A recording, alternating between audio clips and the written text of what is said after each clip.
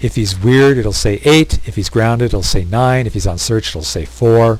So this is a quick way to find out who is doing something or who is not doing something. Detail by attribute. This is a very useful command. You can detail them by morale, fatigue, experience, health, or dragon health. So if you want to find somebody who's low on morale, click morale, and here's the operations: less than, equal to, or greater than, and then a number. So see, I'm detailing by attribute morale, anybody less than 5, and it'll give you a nice little list of everybody who has less than 5 morale. Left click to continue, or right click to stop, and it'll just keep going. 28 whole riders were listed. You can also detail them. You can also see, this is nice to see who has low experience. See, most everybody's got little experience because I started during an interval. Right click to stop. Detail by attribute. Status. This is nice to see if you've forgotten somebody that you've given an assignment to. So let's see, do I have anybody who is on search? Nope, nobody's on search. But if I left somebody on search, this is a good way. This is a good way to find out if you've left somebody weird who is now healthy. This is a good way to find out if you have somebody who's a whirling master or watch rider and is starting to get low on fatigue. You see their status over here. Oh, there's that glitch again. You see their status over here. Oh, this guy has a 3, so he's a watch rider, but he has low fatigue. Okay, maybe I want to take him off watch rider, and I want to, just give him regular duty and assign watch rider to someone else. So wing profile and detail by attribute, very, very useful commands. So the next command is delegate wings, and what you do is this is where you send your wings out to negotiate with the major characters, the lord holders, the weir leaders, the master craftsmen. Again, not your weir women. You don't negotiate with your weir women. You raise their opinion by sending out weir seconds, but the other ones you have to negotiate with. You also use this to assign your wings to your weir craftsmen in order to raise their morale. So click on delegate wing, and here's the list of everybody that you can send a wing to. When you send them to the major characters to negotiate, this is negotiating, and when you send them to your weir craftsman, it's called a weircraft duty. So you just click on who you want to negotiate with. Let's choose Dotez of Meadow Hold, and then it'll ask you which wing do you want to send. Remember, you send them out as wings. When you send somebody out, remember to match their average wing color with what they like. Bronzes go to fancy dragons, browns to respects, and remember, it's the average color. It doesn't have to be all browns, doesn't have to be all greens, it's just the average color. So a brown and a blue make a bronze and a blue make a brown, a brown and a green make a blue. So you can have your wings mixed in together. There's delegate wing to weir herder. So see, you delegate your wings, you're trying to raise their opinion, or you want their high morale so they do a good job, so you can replace them with somebody who's to a higher rank. We'll talk about that in just a moment. So when you choose someone to I forgot to say, I'm kind of jumbled this morning. See, after I did assign Dragonrider, I stopped for the night. Now I'm back doing this next morning, so I'm a little jumbled this morning. So like I said, when you're delegating wings, when you're negotiating with the major characters, except the weir craftsmen, the weir craftsmen up here, you have to have the dragon color, the average color, and you also have to have a high morale. Don't send a wing with somebody with low morale, because you'll damage the negotiations and their opinion of you can actually go lower. With the weir craftsman, singer, healer, tanner, all you have to do is worry about the morale of your wing. You don't have to worry about the dragon color. So just send a wing of anybody you want, as long as they have a high morale. So see here, nobody has a good morale to send. I tend to send wings with 8s or 9s. I don't bother sending anybody with a lower morale than that, because it could damage negotiations, damage the weircraft duty. So after a couple of days, I think it's about like 10 days, it will say how the status of the negotiations or the weircraft duty went. So in this case, you'll see I sent this guy to do a weircraft duty with a weir singer. So I'll delegate wing to someone else. I'll delegate someone to Dotez of Meadowhold, and I'll delegate Chagall. See, I'm just picking these people at random because I don't have my wings set up to actually negotiate or do warcraft duty. I just want to show you what the message is like. And when you go to character profile, see this guy, okay, so he completed his assignment with Dorel. That's my Weir Craftsman. And you can check to see if his morale went up or down. It doesn't tell you here, but it'll say. See this wing 3. He's negotiating with Dotez. As you saw, did you see? I can't. If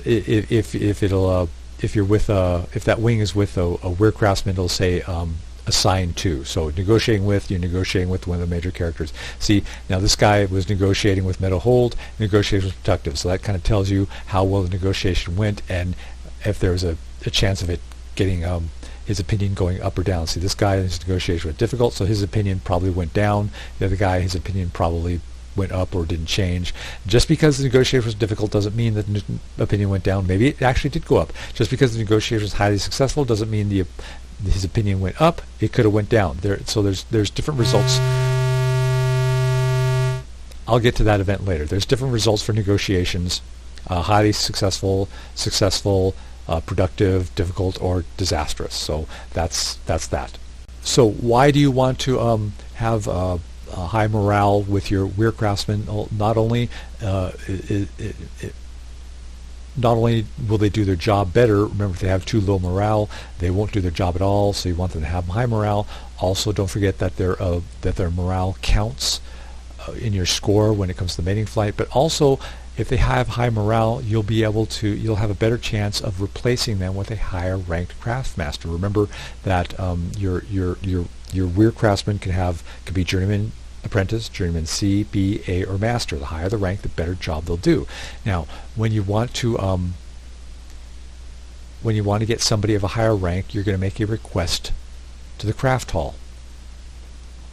See, who do you want to replace? You can replace your Weir Singer, your Weir Healer, Weir Tanner, Weir Herder, or Weir Miner. And what you're doing is you're asking to replace them with somebody who's a higher rank. So since I just restarted this game, so I wouldn't have to deal with some of the events that were coming up in the last iteration. So let's see, a Weir Singer. Okay, he's a Journeyman A, so I can request to get a Master Harper. See, you can only, when you do a request craft hall, it will only go up one rank. You can't say, I have a Journeyman Apprentice and I'd like to replace him with a Master Harper. No, that doesn't work. It'll only go up one rank. So you replace a Journeyman Apprentice with Journeyman C, replace Journeyman C with Journeyman B, etc., etc. Now, this guy, when you're making a request to replace somebody, there are two things that are factored in.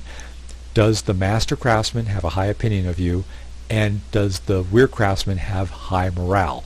If he doesn't have high morale, or the Master Craftsman doesn't have a good opinion of you, chances are your request is going to be denied. But if he has a high morale and a high opinion of you, chances are your request is going to be granted. That's not always the case. I've had requests where the guy had a 9 morale and the Master Craftsman holds me in very high regard, and they've been denied. So I'll show you what that looks like. Okay, see, because he had such a low opinion had low morale, I wasn't getting anywhere. So let's try another one and see if I can actually get one that's granted. See, this request was granted. So my Journeyman B, Weir Healer, has been replaced with a Journeyman A. And when you replace somebody, their morale, see, he's got a low morale. That morale is randomly generated, so he could be a morale 9, it could be a morale 0, it could be anything. So obviously I'm going to have to work on this guy to get his morale up, because with a morale of 1, he is absolutely worthless to me. So that's what request craft hall does. When you make a request, the opinion of the Master Craftsman who you made the request to can go down by up to 2 points. See, I made a request for Master Harper. Now he holds me in disdain. This guy, I made a request to the Master Healer, and he despises me in the Dragonrider. Now, chances are he was indifferent to me. I should have started this version off with everybody who held me in high regard, so you can actually see how much of a drop it is. But it is only a drop of 2 points. So if he holds you in very high regard, he's only going to go down possibly to indifferent. He could respect you, or he could continue to hold you in very high regard. Just because it can go down doesn't mean it will go down. But know that when you make a request, whether it's approved or denied, the opinion of the person can go down. This next command, we're now getting to the commands that you kind of don't want to use because it's going to cost you, and it's generally going to cost you more than what you get from it. Even the manual actually says with the weir command, you'll always lose more than you gain. So this is kind of a command you don't really want to use, but it's there if you need it. This weir command kind of works like some of the commands in Assigned Dragonrider, restrict to weir, extra training, or off duty, except while these commands affect a single Dragonrider, the weir command affects all the Dragonriders in your weir. So here you have 4 choices. A weir gather. What this does is this will increase the morale of your weir, but at the cost of fatigue and experience. And every once in a while someone will get injured too. Now the injuries that you get, they're very minor. I wouldn't really worry about them, but just know that they can be injured. Rest day, that will increase the fatigue of your Dragonriders, but it will cost morale and experience. And of course, you probably figured out spring games will increase experience, but you will lose morale and fatigue. And of course, cancel. So let me show you exactly how much it will. So see, I'm going to choose morale. See, we have 5, 6, 4, 2. Look at the fatigue and look at the experience. Okay, now I'm going to do a weir command for morale.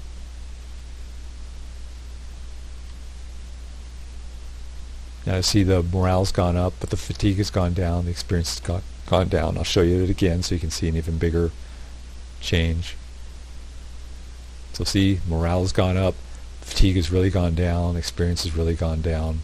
We can actually go over and see how much they have been injured. So see, there's 7, 6. Remember, I've done this twice now, but see, 7, 6s, 8. So some people got injured out of that. See how tired they are, but the morale has certainly gone up. So that's the weir command. The Dragonrider Conclave. Okay. The Dragonrider Conclave is where the weir leaders get together and they talk about issues, but important to you is that they also talk about ways to improve morale, fatigue, and experience. Now, the Dragonrider Conclave is an event that happens all on its own. About once a year, once a turn or so, a Dragonrider Conclave will happen. The Dragonrider Conclave will take place at different weirs, and they go in order. Fort Bendon, Fort Bendon, High Reaches, Igen, Ista, Telgar, Southern, and Ancients Plateau. And where it starts at, and the first weir that it starts out with is chosen at random at the beginning of the game, and then it goes in order, and then it'll circle back to Fort and start the whole thing over again. That's important because whoever hosts the conclave, half the time they will choose the agenda. They will choose whether they're going to talk about ways to improve morale, fatigue, or experience, and half the time you will choose. You, the player, will choose what the agenda is. If Ancients Plateau Weir hosts the conclave, you will always be able to choose the agenda. That's very important, especially during a pass, because fatigue is going to be your biggest issue. You're probably almost always going to want to talk about fatigue and ways to improve it. Now, the amount of improvement you get, the amount of the bump, the size of the bump that you get in the attribute, directly depends on how well the other weir leaders think about you. If everybody holds you in high regard, you're going to get a pretty big bump. If everyone despises you, you're not going to get much good information out of the conclave, and you're not going to get very much of a bump at all. So that's a good reason to stay on the good side of the other weir leaders, because then you'll get good attribute bumps from the Dragonrider Conclave.